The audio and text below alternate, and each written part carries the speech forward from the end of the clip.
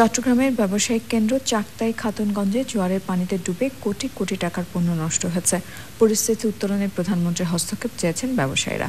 Mayor জানিয়েছেন 6,500 কোটি টাকার মেগা প্রকল্প বাস্তবায়ন করা হলে এই সমস্যার স্থায়ী সমাধান হবে। চট্টগ্রাম থেকে চৌধুরী ফরিদের রিপোর্ট। হাজার বছরের ইতিহাসের সাথে জড়িয়ে আছে দেশের পাইকারি ব্যবসা কেন্দ্র হিসেবে পরিচিত চট্টগ্রামের চাকতাই, খাতুনগঞ্জ ও আসাদগঞ্জ এলাকা। এসব এলাকায় 6,000-এর বেশি ব্যবসা প্রতিষ্ঠান ও বিভিন্ন পণ্যের গুদাম রয়েছে। এই এলাকার বেশিরভাগ ব্যবসা প্রতিষ্ঠান গত দুদিনের বৃষ্টি এবং সাগরের জোয়ারের পানিতে ডুবেছে।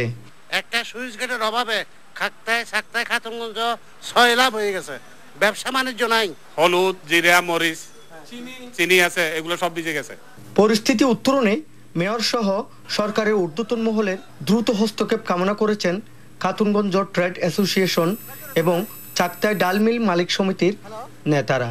সরকার এই মুহূর্তে এইটাকে রক্ষা করার জন্য খুবই জরুরি পদক্ষেপ নেওয়া উচিত। পানিতে মাল নষ্ট হচ্ছে, বিলেতে মাল নষ্ট হচ্ছে, মানে আমাদের করুণ অবস্থা। আমরা আজকে দেউলিয়া হয়ে বসেছি জলবদ্ধতা দূর।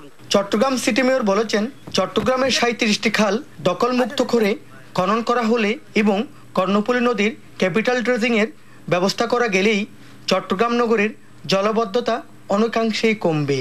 ক্যাপিটাল ড্রেজিংটা যদি করতে পারি তাহলে দেখা যায় কর্ণফুলী নদীর ধারণ ক্ষমতা বৃদ্ধি পাবে। তাহলে পানি এখন যেই পরিমাণ হচ্ছে বা যে পরিমাণ পানি শহরে প্রবেশ করছে, এটার পরিমাণটার সংখ্যাটা অনেকটা কমবে। এটা বাংলাদেশের অন্যতম পাইকারি বাজার চট্টগ্রামের খাতুনগঞ্জ চাকতাই ব্যবসায়ীরা চায় দ্রুত এই জলাবদ্ধতার অবসান।